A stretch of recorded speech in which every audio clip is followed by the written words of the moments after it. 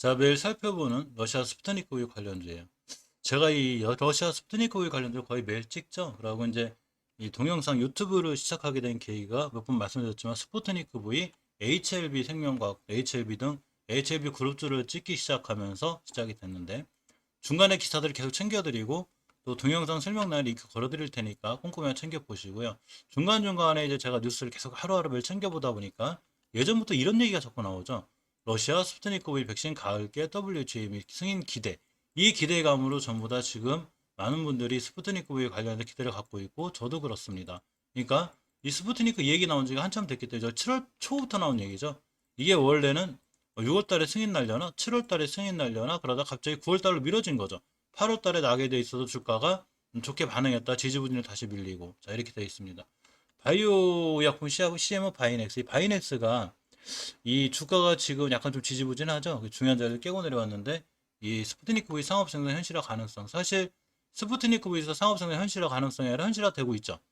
이 러시아 이 RDIF 이 기술진들이 벌써 휴온스 글로벌 본사도 왔다 갔고 이스웨치스의 용인 공장도 방문했고 또 각각 이 회사들을 돌아다니면서 사전 점검을 하고 있죠.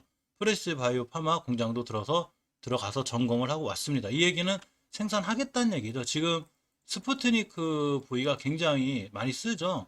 제개월 70개국 정도 쓰는 것 같아요. 70개국이면 아무래도 물량이 딸리죠. 언론은 CMO 맡겨서 이렇게 내보내야 합니다. 자, 이 셀리드도 바이넥스와 이렇게 호레백신 딱 생산 계약 체결했고 ERB3 유럽 특허 취득 호재가 있어요. 이집스가 잠깐 좋았죠.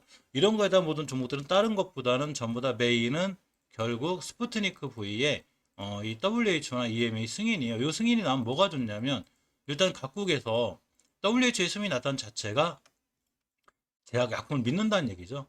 엄청난 까탈스러워요. 사실 제 HLB 관련 예전 영상들 보면 긴급 승인하고 정식 승인의 차이가 아마 나와 있을 거예요. 사실 긴급 승인도 까다롭지만 정식 승인 더더욱 까다롭죠. 그래서 긴급 승인 정도만 나도 사실은 주가들이 꽤 반응할 수 있어서 이거에 대한 기대감으로 지금 스푸트니크 V 관련주들이 계속 관심을 갖고 있는 거죠. 자, 보시게 되면 바이오약품 CMO 바이넥스 바이넥스 주가가 사실 많이 지지부진해요. 근데 요새 주가가 조금 다시 움직이죠. 사실 자사주 취득도 신청했죠. 이렇게 스프팅크 V 상업 생산 현실화 가능성이 있고 ERB-B3, ERBB-B3죠. 유로부트가 취득 호재, 이셉지스의 주가가 조금 움직이고 있습니다. 그래서 지난달에 좀 특이적으로 결합한 항체 및 그 용도에 대응하는 유럽 특허를 취득한 이후에 주가에 긍정적인 영향을 미치고 있다고 합니다. 자, 얼마 전에 초읽기에 들어간 러시아 백신 국내 위탁 생산, 국내 도입 여부 이런 기사가 떴는데 자, 이렇게 휴온스 글로벌 방문했죠. 방문해서 우리나라 이제 국내 위탁 생산할 것인가. 실질적으로 이제 아마 생산이 나오고 이렇게 될 확률이 아니라 거의 되죠. 그러니까 RDI에서 우리나라 온 거고. 자, 이 우리가 스푸트니크 우리가 가을께 WHO에 승인 기대감이 있죠. 이게 7월 초기사예요. 원래는 8월쯤에 승인 나면 어떨까 했는데 미뤄진 거죠. 지금 가을로다가 한번 방문했다가 서류가 좀 부족해서 다시 한번 일종의 빵꾸 맞은 이런 상황인 거죠.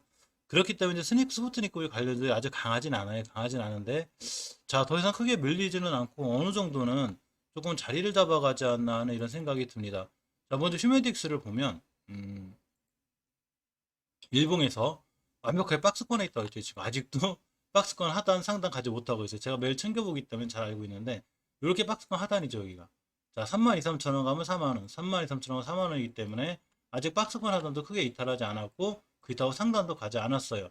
저 박스권 하단에서 매수 깨면 손절 이렇게 대응하는 게 맞고 월봉에서 앞전에 대량 거래가 들어왔는데 오늘이 월 말인데 자, 월 말에 5개월선 회복해주고 돌파해주면 상황이 좋은데 돌파 못해주면 한 번 더 옆으로 갈 수 있고 추세가 무너질 수도 있지만 주봉에서 이렇게 보이지 않습니까? 박스권인 거.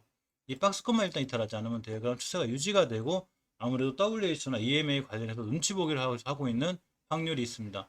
자, 휴온스 글로벌도 역시 이렇게 박스권에 있고 일단 이번 주 27선거치 왔다 갔다 하고 있는데 일봉에서 보면 이 친구도 역시 박스권이에요. 이렇게.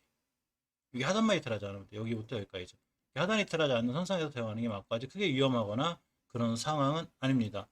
바이넥스가 조금씩 반등해줘서 다행이긴 한데 바이넥스는 제가 말씀드렸듯이 이게 중요한 자리를 깼어요. 여기 언제냐면 여긴데 16년도 5월 달에 2만 1,000원대 여기 깨면 안 돼 사실은. 근데 쭉 깨고 내려왔죠. 이렇게 3개월 전에 이걸 회복해 주는 게 중요하고 지금 오늘이 종가가 굉장히 중요한데 월 말이기 때문에 20개선이 올려놔야 되는데 못 올려놓으면 다시 한번 옆으로 가서 지지부진하게 갈 수 있고 추세가 깨질지 결정은 다음 달에 해줘야 돼요.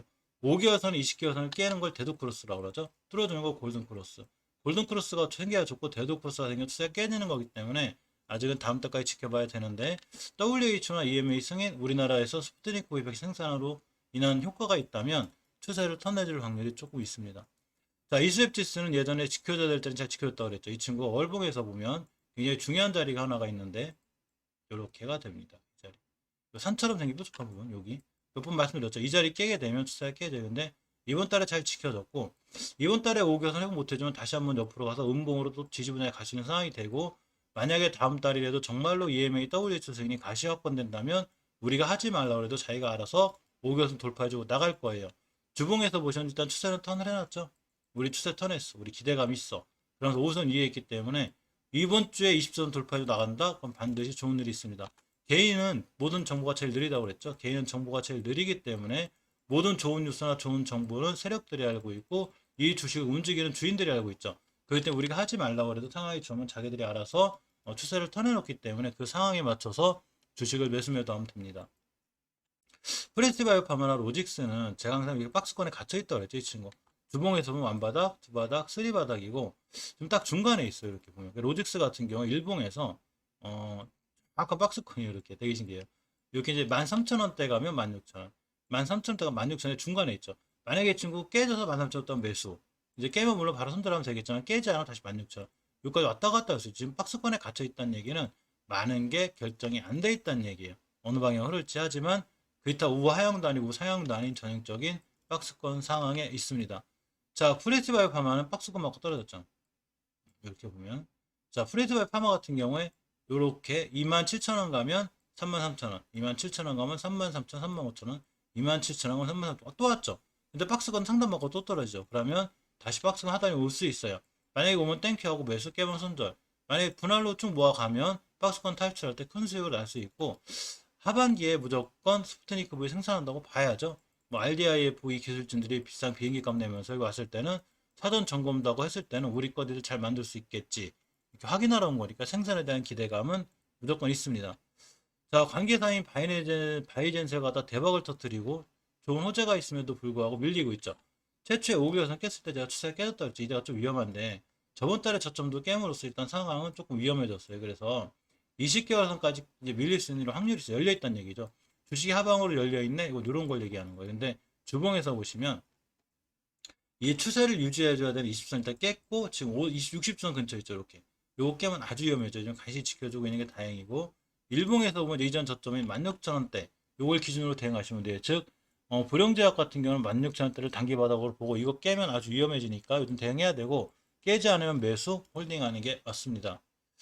자, 스푸트니크 V 관련주자 전기 관련주가 이화전기인데 이 친구는 재무에 관한 문제만 그러니까 현금이 많은 회사가 아니다 보니까 요거에 대한 리스크는 조금 있어야 하지만 월봉의 상황이 높지 않고 이 꼬리들이 잘 달죠. 근데 이제 이 시장이 무너지면서 약간 주동받고 있는데 10개월선 잘 지켜주고 들어 나간다거나 이 10개월선 고점 이 친구는 분할로 꾸준히 매수해 나가면 상황이 좋을 수 있는 그런 친구입니다. 자, 종근당 바이오를 보면 종근당 바이오는 사실은 이 반려동물 시장에도 상당히 노력하고 있어요. 그래서 이 종근당 바이오의 주가를 보면 사실 완전 생선으로 잘 알려져 있죠. 오늘 월봉에서 20개월선, 그러니까 5만 원대 무조건 위에서 끝나줘야 돼요. 일반 일봉에서도 주식이 올라갈 때 5일선 돌파와 안착할 때 21선 지키고 돌아나가거든요. 21선이라고 치면 월봉에서도 마찬가지로 가장 중요하게 지켜줘야 돼요. 20개월선을 잘 지켜줘야 돼요. 잘 지켜주고 있죠. 요거 지켜주는 게 중요하고 주봉에선 저저번 주에 저점을 훼손하지 않는 선상에서 5주선 회복해주면 추세 턴이 돼요. 그래서 5주선 회복 안착할 때 사는 게 가장 좋아 보입니다.